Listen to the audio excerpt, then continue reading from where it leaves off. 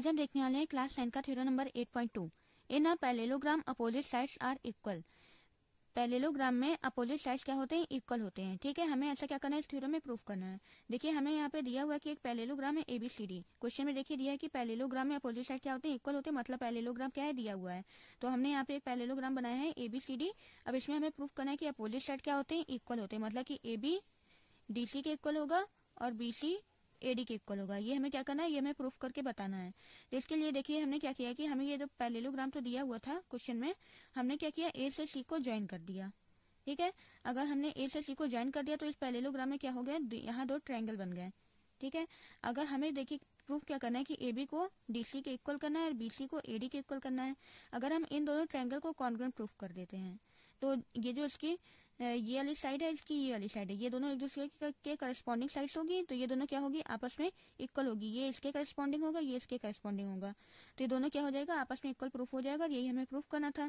तो इसके लिए हमने क्या किया? ये जो पैरेललोग्राम हमें दिया था उसमें हमने A से C को ज्वाइन किया, जिससे यहाँ दो ट्रायंगल बनके तैयार हो गए।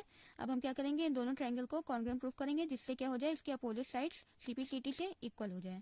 ठीक है, अब इसके लिए देखिए सबसे पहले मैंने यहाँ पे गिवन में लिखा हुआ है कि ABCD क्या है? एक पैरेललोग्राम है। ये हमें क्वेश्चन में क्या है? गिवन है कि एक पैरेललोग्राम हमारे पास है और हमें प्रूव करना है AB इक्वल टू CD। हमें प्रूव करना है कि AB इक्वल टू CD और BC इक्वल टू AD। ये हमें प्रूव करना है। अब देखिए तीसरी चीज लिखा है, सॉरी यहाँ पे ज्वाइन लिख दिया मैंने, यहाँ लिखना था कंस्ट्रक्शन। तो कंस्ट्रक्शन में हमने क्या किया? हमने A से C को ज्वाइन कर दिया। तो लिख देंगे ज्वाइन AC।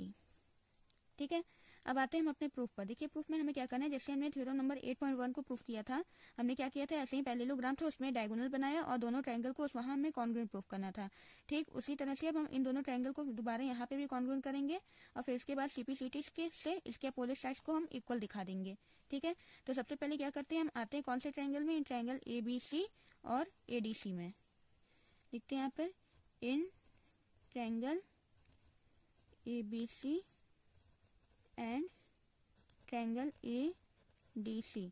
अब देखिए हम इन दोनों ट्रायंगल में आ गए। हमें क्या करना है? इन दोनों ट्रायंगल को कॉन्ग्रुएंट प्रूफ करना है। अब कॉन्ग्रुएंट प्रूफ करने के लिए हमें क्या चाहिए? हमें 3 रीजन चाहिए होते हैं कॉन्ग्रुएंट प्रूफ करने के लिए। तो 3 रीजन में देखिए, क्योंकि देखिए हमें सबसे पहले क्वेश्चन में दिया हुआ है कि ये क्या है? पैरेललोग्राम है। पैरेललोग्राम है मतलब कि इसके अपोजिट साइड्स क्या है? पैरेलल है। हमें प्रूफ करना है कि ये इक्वल है। ठीक है, इसका मतलब पहले से ही पैरेलल है। अगर पैरेलल है तो अगर ये देखिए कि अगर AB DC के पैरेलल है तो क्या होगा? ये जो AC है इसका ट्रांसवर्सल का काम करेगा। ठीक है, दो लाइनें पैरेलल हैं तो उसको कट करने लाइन वाली क्या होती है? ऐसी लाइन जो दोनों लाइन को कट करते हुए जाती है उसको हम बोलते हैं ट्रांसवर्सल लाइन। तो अगर AB DC पैरेलल है और AC उसका ट्रांसवर्सल है तो यहाँ पर इंटीरियर में अपोजिट साइड में दो एंगल बनते हैं। इन एंगल को हम क्या बोलते हैं? Alternate interior. ठीक है, और ये जो अल्टरनेट इंटीरियर जो है जब ये पैरेलल लाइन पर फॉर्म होते हैं तब ये क्या होते हैं? आपस में इक्वल होते हैं। ठीक है, तो अगर हम इसको एंगल 1 ले लें, इसको एंगल 2 ले लें, तो इसके हिसाब से हम क्या लिख सकते हैं कि angle 1 is equal to angle 2। क्यों ये इक्वल होंगे? क्योंकि अल्टरनेट इंटीरियर है और ये अल्टरनेट इंटीरियर इक्वल है। क्यों है आपस में? देखिए लाइन चाहे जैसी भी हो, अगर ये दोनों लाइन मान लीजिए पैरेलल ना होती तो भी इसको एक तीसरी लाइन काटती तो ये एंगल और ये एंगल अल्टरनेट होता, लेकिन तब ये इक्वल नहीं होता। ये अल्टरनेट इंटीरियर एंगल इक्वल तब होता है जब ये पैरेलल लाइन पर फॉर्म होता है। ठीक है, तो क्योंकि ये दोनों लाइनें पैरेलल हैं तो यहाँ पे जो अल्टरनेट इंटीरियर एंगल बन रहा है वो क्या होगा? आपस में इक्वल होगा। ठीक है, तो अब हम यहाँ पे लिखते हैं एंगल ट्रायंगल ABC और ADC में हमें क्या मिला? पहला चीज angle 1 is equal to angle 2। इस ट्रायंगल का एंगल 1 इस ट्रायंगल का एंगल 2 के इक्वल है। तो angle 1 is equal to angle 2। अब ये इक्वल क्यों है? क्योंकि अल्टरनेट इंटीरियर है।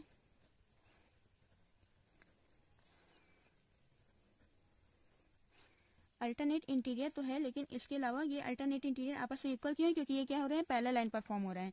तो यहाँ पे हम लिख लेते हैं रीजन में और थोड़ा आगे बढ़ाकर, since AB parallel to CD and AC is transversal. ठीक है, ठीक है, इतनी चीज हमने रीजन में लिख दिया कि 1 2 के इक्वल क्यों है? क्योंकि अल्टरनेट इंटीरियर तो है और ये अल्टरनेट इंटीरियर इक्वल क्यों है? क्योंकि ये दोनों पैरेलल लाइन है, ये इसका ट्रांसवर्सल है, तो यहाँ जो अल्टरनेट इंटीरियर बनेगा वो क्या होगा? आपस में इक्वल होगा। देखिए पहला रीजन मिल गया। दूसरे रीजन में ये देखिए कि ये देखिए जो AC साइड है, ये AC ये इस वाले ट्रायंगल में भी आ रही है, यही AC क्या है? इस ट्रायंगल में भी आ रहा है। तो मतलब ये क्या है? दोनों ट्रायंगल में कॉमन है, तो इसको हम यहाँ लिख सकते हैं AC is equal to AC। ये क्यों इक्वल है आपस में? क्योंकि ये कॉमन है। जब कॉमन है तो इक्वल होगा ही, क्योंकि वही चीज है दोनों में। अब तीसरी चीज एक और देखिए, अगर हम इन दोनों साइड की बात करें, बीसी की और एडी की, ठीक है, तो बीसी और एडी में भी ये देखिए ये ट्रांसवर्सल है, बीसी और एडी, क्योंकि ये भी पैरेलल लाइन है। ये देखिए नीचे ये इस तरह से बना हुआ है और इसका भी ये ट्रांसवर्सल है ऐसे, ठीक है। तो पैरेलल लाइन पर ट्रांसवर्सल है तो अपोजिट में इंटीरियर की तरफ जो एंगल बनते हैं उसको क्या बोलते हैं? अल्टरनेट इंटीरियर, और वो भी आपस में इक्वल होते हैं, जैसे हमने यहाँ पर अभी किया था। तो उसी तरह से क्योंकि बीसी और एडी भी पैरेलल है, ये इसका ट्रांसवर्सल है, तो यहाँ भी जो बनने वाले एक ये एंगल और एक ये एंगल, ये दोनों भी क्या होंगे? आपस में इक्वल होंगे। क्यों होंगे? क्योंकि अल्टरनेट इंटीरियर है। तो हम लिख सकते हैं यहाँ पर एंगल 3 इक्वल टू एंगल 4। पहले हम देखिए, पहले हम इस एंगल का लिख रहे हैं ना, तो एंगल 4 इक्वल टू एंगल 3 लिख लेते हैं। Angle 4 equal to angle 3। Reason क्या होगा? रीजन यही सेम होगा क्योंकि अल्टरनेट इंटीरियर है। और तो देखिए मैंने यहाँ पे रीजन लिख लिया कि अल्टरनेट इंटीरियर से 4 और 3 तो इक्वल हैं आपस में। इसके अलावा क्यों ये अल्टरनेट इंटीरियर आपस में इक्वल है? क्योंकि बीसी एडी के पैरेलल है और एसी क्या है? इसका ट्रांसवर्सल है। तो अगर पैरेलल लाइन पर अल्टरनेट इंटीरियर फॉर्म होते हैं तो क्या होते हैं? आपस में इक्वल होते हैं, इसलिए ये 4 3 के इक्वल है। अब देखिए क्या हमें 3 रीजन मिल गए यहाँ पर। ये देखिए यहाँ पर हमें एंगल मिला, ये साइड मिला और ये क्या मिला? एंगल मिला। तो ऐसे प्रॉपर्टी से क्या हो गया? ये दोनों ट्रायंगल हमारा कॉन्ग्रुएंट हो गया, ठीक है। तो यहाँ पे हम लिखते हैं देयरफॉर ट्रायंगल, कौन सा हमने लिया था? A B C congruent to. अब यहाँ देखिए ए बी सी, हम इसको ए डी सी नहीं लिखे, हम इसको सी डी ए लिखेंगे। क्यों ऐसा लिखेंगे? क्योंकि देखिए इसके करस्पॉन्डिंग साइड्स आपस में इक्वल हमें दिखाना है, क्योंकि ए बी किसके इक्वल है? सी डी के इक्वल है, ठीक है। तो ए बी अगर पहले सी डी के इक्वल है, जैसे ये इस तरह से समझने की कोशिश करिए, जैसे मान लीजिए ये ए बी सी वाला ट्रायंगल ये है और ये दूसरा ट्रायंगल है। तो अगर ये ट्रायंगल अगर कॉन्ग्रुएंट हो चुका है तो मतलब इसके करस्पॉन्डिंग साइड्स आपस में इक्वल होंगी। कॉन्ग्रुएंट होने का मतलब देखिए ये है कि दोनों ट्रायंगल एक दूसरे के ऊपर रखने पर वो पूरा पूरा कवर होना चाहिए। तो अगर हम इसको इस तरह से ऐसे रख देते हैं तो देखिए कवर नहीं हो रहा है। तो मतलब हम इसको इस तरह से ना रखकर इसको जरा हम उठा के ऐसे घुमाएंगे, तब ऐसे रखेंगे, तब ये क्या करेगा? पूरा पूरा कवर करेगा, ठीक है। तो इसका मतलब जब हम इसको घुमाएंगे, पहले तो ये ऐसे था, अभी तो देखिए यहाँ पर क्या था? एडी यहाँ पर था, लेकिन जब हम इसको ऐसे घुमा देंगे तो एडी किसके ऊपर आ जाएगा? इसके ऊपर आ जाएगा, बीसी के ऊपर आ जाएगा, ठीक है। तो अब उसी तरह से क्योंकि ये देखिए ए बी सी है, तो अब हम देखिए पहले हमने ए बी को लिया था, तो अब यहाँ से पहले हम किसको लेंगे? सी डी को लेंगे, और फिर बी सी था, फिर हम डी ए को लेंगे, मतलब कि सी डी ए को हम लेंगे। ट्रायंगल सी डी ए, ये दोनों ट्रायंगल कॉन्ग्रुएंट होगा। क्यों कॉन्ग्रुएंट होगा? ठीक है, जैसे देखिए ए बी सी किसके कॉन्ग्रुएंट है? सी डी ए के कॉन्ग्रुएंट है, ठीक। क्यों कैसे कॉन्ग्रुएंट है? बाई ए एस से, ठीक है, ए एस से कॉन्ग्रुएंट हो गया और कॉन्ग्रुएंट हो गया, लेकिन हमें प्रूव क्या करना था कि ए बी सी डी के इक्वल है और बी सी ए डी के इक्वल है। तो अब देखिए अब हम इसको ऐसे लिख सकते हैं, एक बार फिर देखिए प्रैक्टिकली बताते हैं मैं आपको। देखिए क्योंकि दोनों ट्रायंगल क्या हो गया? कॉन्ग्रुएंट हो गया। अब कॉन्ग्रुएंट कैसे हुआ था? हमने इसको इस तरह से घुमाया, तब इसको इसके ऊपर रखा। जब हमने देखिए इसको ऐसे घुमाया, अभी तो देखिए एडी यहाँ पर था, लेकिन जब हमने घुमाया तो कहाँ आ गया? एडी यहाँ पर ऐसे आ गया, और एडी किसके ऊपर हमने रखा? बीसी के ऊपर रखा, ठीक है। ये एडी को बीसी के ऊपर रखा, तब ये दोनों आपस में इक्वल हो गए।